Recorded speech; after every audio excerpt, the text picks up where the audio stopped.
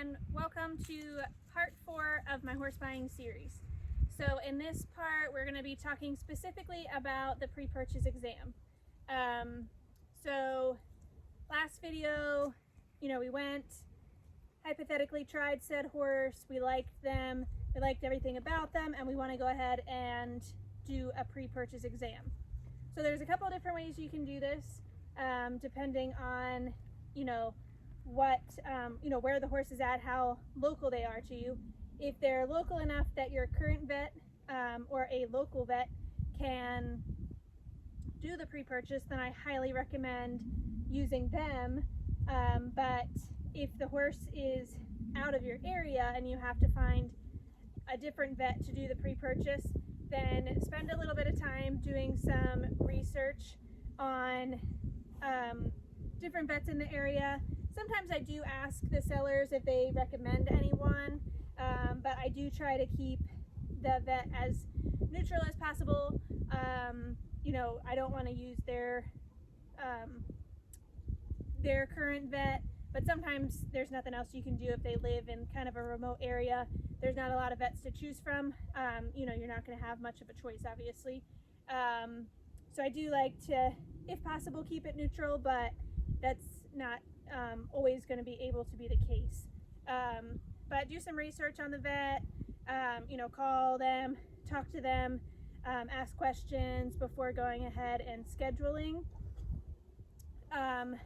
Next, we'll go ahead and talk about, what does a pre-purchase entail. So they can be kind of as basic or not basic as you want. So a basic pre-purchase exam would be just a vet coming to put hands on the horse. They're going to check, all their vitals, and then generally they'll do flexions, which the vet will go through and flex each of their joints and basically see if the horse steps off a little bit sore or lame from that flexion. So generally that's going to be your basic starting point. From there you can go and do all kinds of stuff, but generally most people will pull some x-rays depending on the horse and what the buyer is looking for. So I would say, as a rule of thumb, if anything flexes off on the horse, then I would definitely recommend at least x-raying that joint. But if your budget allows it, I would probably pull x-rays anyway, because I've seen a lot of times we've had horses flex what we would call clean or sound, but then you go in to do the x-rays and they have huge cysts or OCDs in that joint. So just because a horse flexes clean doesn't mean there's not something going on. It just kind of gives you a basic starting point. So, I would always recommend doing at least hock, stifle, and front feet x-rays if your budget allows it and you can do it. And then, again, depending on each specific horse, you can go into depth of doing back x-rays, which if you're buying, anything that obviously is a little bit back sore, I would definitely recommend getting back x-rays. And you're mainly looking for stuff like hissing spine.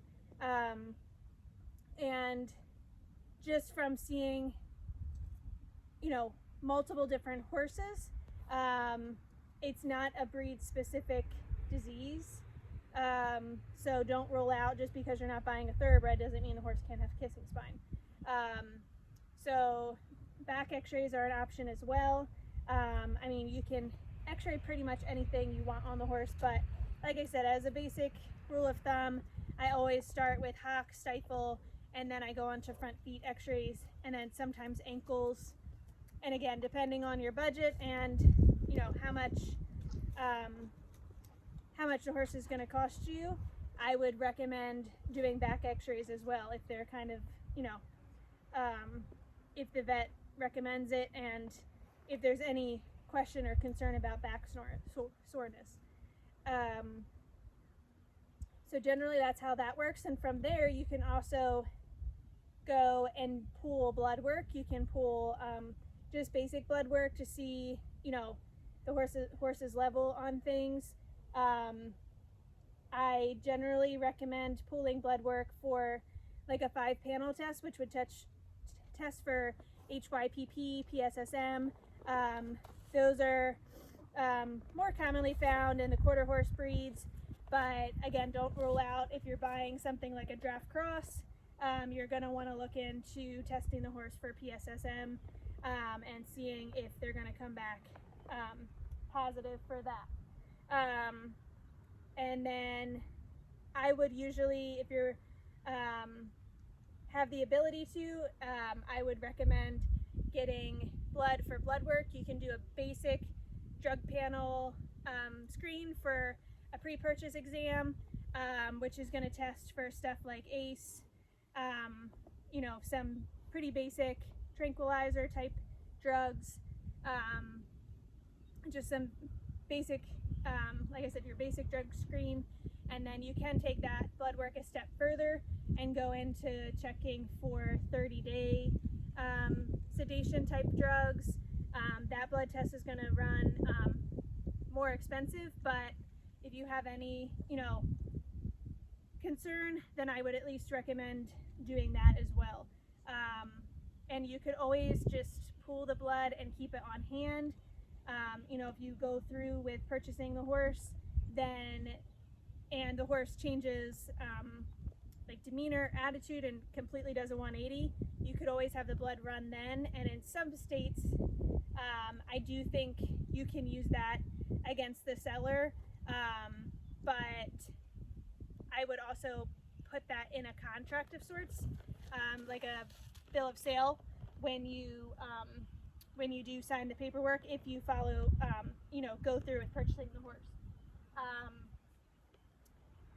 So again, in some states, I think you can, you know, use it against the seller if they were to lie about something like that. I'm not sure about the state of Maryland personally, but I would put something in some sort of writing in the bill of sale that, you know, you do have the right to pull blood and use it, you know, within 30 days or whatever, just to cover yourself.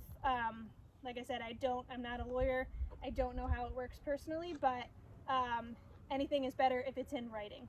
So from there, you know, I would always get a second opinion on the x-rays. Unless you're, like I said, using your personal vet that you've used previously. If you're vetting a horse from out of state, or you're using a vet that you're not familiar with, please have a second opinion on the x-rays. Have your personal vet look at them. Don't just assume, you know, that every vet is the same, because they're not. And I hate to say that, but I always send x-rays to my personal vet to have her look at them before I make any commitments on the horse. I've had multiple occasions where I've vetted horses out of state. The vet that's vetted, you know, done the x-rays, have told me that there's nothing to be worried about. The horse is sound. There's nothing on the x-rays. And then I send them to my personal vet and she finds stuff that would be red flags. So don't always assume that, you know, all vets are going to be the same. You know, use a vet that you're comfortable with, use a vet that your friend uses, just to get a second opinion. Most vets are probably going to charge a little bit just to look at the x-rays, but in my mind, it's well worth it. So please do that.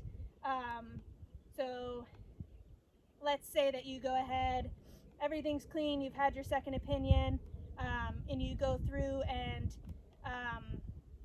you know, everything is good to go. The purpose of a free pre-purchase exam isn't a pass or fail type of thing. It's mainly just for knowledge purposes. I don't expect any horse to be absolutely perfect, and it really just depends on you as an individual, what you're willing to deal with, and what the horse is going to be used for. A good vet is going to tell you, you know, whether this horse is going to be suitable for what you're looking for. That's kind of the purpose of it, but again, it's not a pass or fail type of thing. It's for informative purposes, and you're going to kind of use that knowledge to then decide if this horse is going to be suitable for what you want. You know, are you willing to take on some maintenance if some stuff comes up? You know, or do you want a horse that you don't have to do a bunch of extra stuff to? So all things to kind of think about when you're doing these exams. And you can also, you know, sometimes use these pre-purchase exams for a bit of leverage if the seller, you know, isn't aware of something that the horse has going on, and maybe, you know, it comes up with some minor stuff that, you know, you're going to have to maintain. Then there's always an opportunity to kind of negotiate on the price a little bit if you feel like you should. So there's an opportunity for that as well towards the end, you know, once you make your decision. You know, and that can be a big factor in, you know, are you going to have to inject the horse every 6 to 8 months? You know, and do you not want to pay, you know, that asking price for the horse that you have to maintain like that? That's kind of the way I think about it. You know, the price is the price, but you know, you're kind of going at that with the expectation that there's nothing going on with the horse is sound and all that stuff. So like I said, you can kind of use it for leverage if need be, depending on what comes up with the pre-purchase. So again, let's just say everything goes well, you are going to follow through with purchasing the horse. Please get everything in writing. And the other thing is, always ask the seller how they handle putting deposits down. Are they refundable? Are they non-refundable? And please get it in writing, even if it's just a text message that says, yes, it's a non-refundable deposit. Those are all important questions to ask. Make sure you know how the seller handles multiple people being interested. You know, do they require a deposit, or are they just going to put the horse as pending when you schedule the pre-purchase?